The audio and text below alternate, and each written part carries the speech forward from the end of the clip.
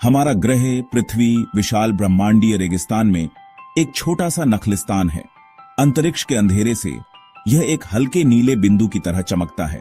ये छोटी सी दुनिया हमारा घर, विस्मय और आश्चर्य का स्थान है। यह इसी ग्रह पर है कि जीवन अपने सभी रूपों में अरबों वर्षों में विकसित हुआ है। पृथ्वी पर जीवन की कहानी एक महाकाव्य यात्रा है जो अविश्वसनीय मोड़ और मोड़ से भरी है। हम अपने वंश का पता समय के माध्यम से अनगिनत पीढ़ियों के माध्यम से लगा सकते हैं। हमारे पूर्वजों में न केवल मनुष्य बल्कि सभी जीवित चीजें शामिल हैं। हम उन पहले एकल कोशिका वाले जीवों से जुड़े हुए हैं जो आदिम समुद्रों में उभरे थे। उनकी कहानी हमारी कहानी है। पृथ्वी पर जीवन की यात्रा प्रकृति की शक्ति और जीवन के लचीलेपन का प्रमाण है। तो आइए हम इस अविश्वसनीय साहसिक कार्य को शुरू करें और अपने ग्रह के अतीत के रहस्यों को उजागर करें। आइए जीवन के लचीलेपन का जश्न मनाएं और भविष्य के रहस्यों पर विचार करें। हमारी प्रारंभिक पृथ्वी की कल्पना कीजिए, एक ऐसी जगह जो आज हम जिस दुनिया को जानते हैं उससे बहुत अलग है। ज्वालामुखी फटते थे, पिघला हुआ लावा और हानिकारक गैसें वातावरण में उगलते थे। आकाश उग्र रंगों का एक घूमता हुआ कैनवास था। ग्रह की सतह पिघली हुई चट्टान और प्रभाव क्रेटर का एक अराजक परिदृश्य था।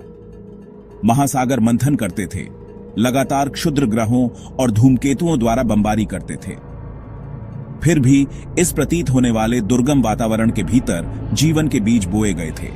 जीवन के लिए बुनियादी तत्व, साधारण कार्बनिक अणु प्रारंभिक पृथ्वी के आदिम सूप में बनने लगे।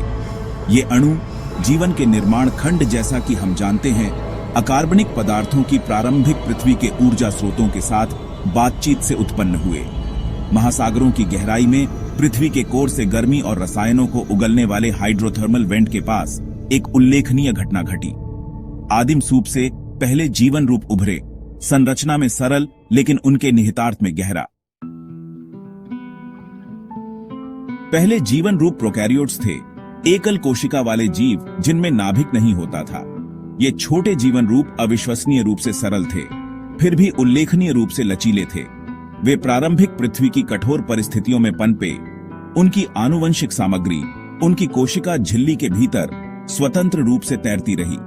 वे अंतिम उत्तरजीवी थे, अत्यधिक तापमान, जहरीले रसायनों और तीव्र विकिरण को सहन करते थे। ये प्रारंभिक जीवन रूप भी अविश्वसनीय रूप से अनुकूलनीय थे। वे अपने पर्यावरण में उपलब्ध संसाधनों का उपयोग करने के लिए विकसित हुए। हाइड्रोथर्मल वेंट से निकलने वाले रसायनों से ऊर्जा प्राप्त करते थे। यह प्रक्रिया, जिसे रसायन संश्लेषण के रूप में जाना जाता है, ने इन प्रारंभिक जीवन रूपों को सूर्य के प्रकाश के अभाव में पनपने दिया। लाखों वर्षों तक प्रोकैरियोट्स पृथ्वी के एकमात्र निवासी थे। वे विविधतापूर्ण हो गए, विभिन्न रूपों में विकसित हुए। प्रत्येक प्रारंभिक वातावरण में एक विशेष स्थान के अनुकूल हो गया। इन शुरुआती प्रोकैरियोट्स की कहानी जीवन की दृढ़ता का प्रमाण है, इसकी सबसे चुनौतीपूर्ण वातावरण में भी उत्पन्न होने की क्षमता। जैसे जैसे जीवन का विकास जारी रहा, एक नई और क्रांतिकारी प्रक्रिया सामने आई, प्रकाश संश्लेषण। इस उल्लेखनीय नवाचार ने कुछ जीवों को अपनी ऊर्जा बनाने के लिए सूर्य के प्रकाश की शक्ति का उपयोग करने की अनुमति दी। ये प्रकाश संश्लेषक जीव, जिन्हें साइनोबैक्टीरिया के रूप में जाना जाता है, ने ग्रह को उन तरीकों से बदल दिया जो आज भी महसूस किए जाते हैं। उन्होंने प्रकाश संश्लेषण के उपोत्पाद के रूप में ऑक्सीजन छोड़ी, धीरे धीरे वातावरण को इस महत्वपूर्ण गैस से भर दिया। यह महान ऑक्सीजनेशन घटना पृथ्वी के इतिहास में एक प्रलयकारी बदलाव थी। ऑक्सीजन, जो पहले वातावरण में एक दुर्लभ गैस थी, जमा होने लगी। जबकि ऑक्सीजन कई प्रारंभिक जीवन रूपों के लिए विषाक्त थी, इसने नए, अधिक जटिल जीवन रूपों के विकास का मार्ग भी प्रशस्त किया। वातावरण में ऑक्सीजन के उदय से ओजोन परत का निर्माण हुआ, एक सुरक्षात्मक कवच जो सूर्य से हानिकारक पराबैंगनी विकिरण को रोकता है। ऑक्सीजन युक्त वातावरण ने एरोबिक श्वसन के विकास को भी सक्षम किया, जो भोजन से ऊर्जा प्राप्त करने का एक कहीं अधिक कुशल तरीका है। प्रकाश संश्लेषण की कहानी नवाचार और अनुकूलन की कहानी है। जीवन की शक्ति का प्रमाण है कि वह न केवल खुद को बल्कि उस ग्रह को भी बदल देती है जिसमें वह रहती है। भाग 5, जटिलता का उदय। यूकेरियोटिक कोशिकाओं का उद्भव जीवन के इतिहास में एक प्रमुख मोड़ था। अपने प्रोकैरियोटिक समकक्षों के विपरीत यूकैरियोटिक कोशिकाओं में एक नाभिक होता है, एक झिल्ली बाध्य डिब्बे जिसमें उनका डीएनए होता है। इस प्रतीत होने वाले सरल नवाचार के गंभीर परिणाम थे जो सेलुलर प्रक्रियाओं पर अधिक जटिलता और नियंत्रण की अनुमति देता है। यूकैरियोटिक कोशिकाओं में अन्य विशेष संरचनाएं भी होती हैं जिन्हें ऑर्गेनेल कहा जाता है, जो कोशिका के भीतर विशिष्ट कार्य करती हैं। माना जाता है कि ये ऑर्गेनेल जैसे माइटोकॉन्ड्रिया और क्लोरोप्लास्ट विभिन्न प्रकार के प्रोकैरियोट्स के बीच प्राचीन सहजीवी संबंधों से उत्पन्न हुए हैं। यूकैरियोटिक कोशिकाओं के विकास ने बहुकोशिकीय जीवों के उद्भव का मार्ग प्रशस्त किया। एक साथ काम करके यूकैरियोटिक कोशिकाओं के समूह विशेषज्ञ हो सकते हैं, विभिन्न भूमिकाएं निभा सकते हैं और ऊतक और अंग बना सकते हैं। इससे पृथ्वी पर जीवन की जटिलता और विविधता में नाटकीय वृद्धि हुई। जटिलता का उदय नवीनता और विविधता उत्पन्न करने के लिए विकास की शक्ति का प्रमाण था, जिससे जीवन का अविश्वसनीय टेपेस्ट्री बन गया जो आज हमें घेरे हुए है। भाग 6 जीवन का एक विस्फोट। लगभग 540 मिलियन वर्ष पहले पृथ्वी पर जीवन ने उल्लेखनीय विविधीकरण का अनुभव किया, जिसे कैम्ब्रियन विस्फोट के रूप में जाना जाता है।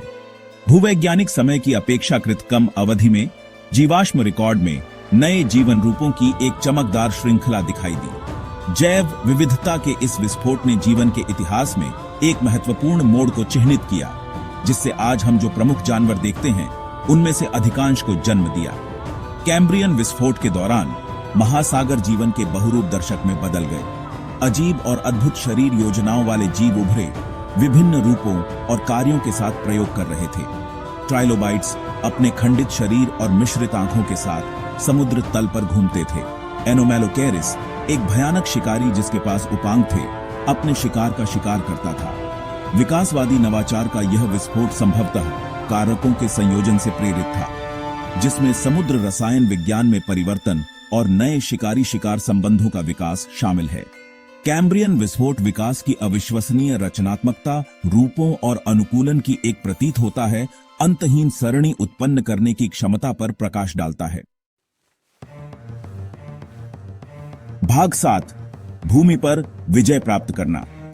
अरबों वर्षों तक जीवन महासागरों में फला फूला था, लेकिन एक नया सीमांत आकर्षित हुआ, भूमि।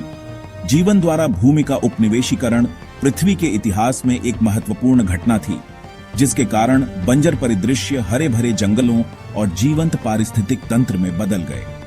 भूमि पर विजय प्राप्त करने वाले पहले अग्रदूत पौधे थे।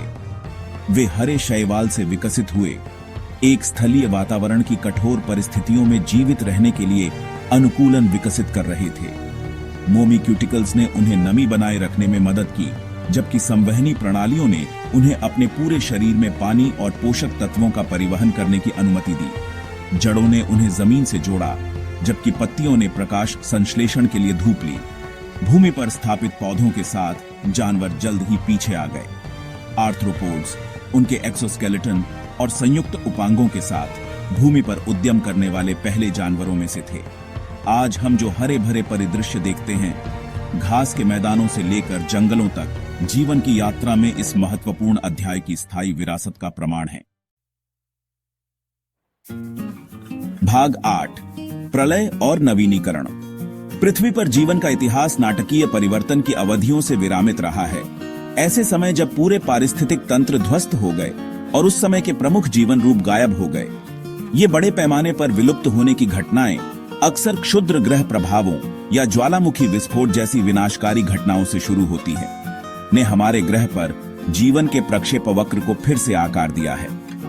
ऐसी ही एक घटना, पर्मियन ट्राइसिक विलुप्त होने की घटना, सभी समुद्री प्रजातियों का अनुमानित 90% और स्थलीय कशेरुकी प्रजातियों का 70% मिटा दिया। शायद सबसे प्रसिद्ध सामूहिक विलुप्त होने की घटना, क्रेटेशियस पेलोजेन विलुप्त होने की घटना, लगभग 66 मिलियन वर्ष पहले हुई थी।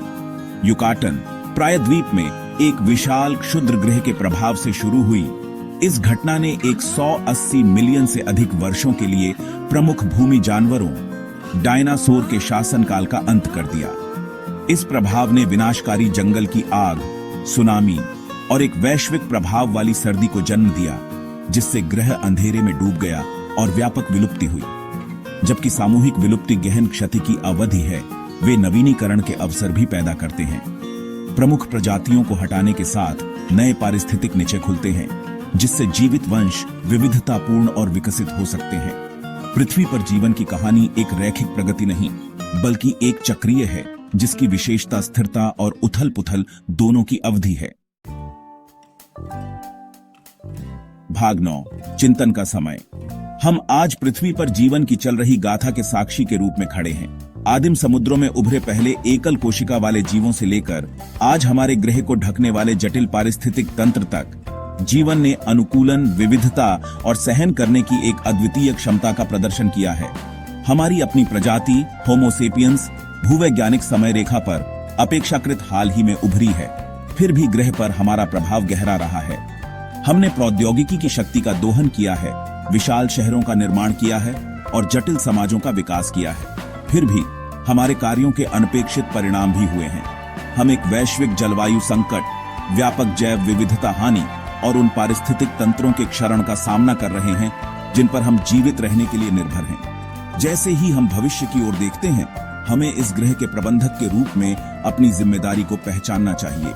पृथ्वी पर जीवन की कहानी लचीलापन, अनुकूलन और अंतर संबंध की कहानी है। आइए हम अपने ज्ञान और समझ का उपयोग यह सुनिश्चित करने के लिए करें कि पृथ्वी पर जीवन की कहानी आने वाली पीढ़ियों तक जारी रहे।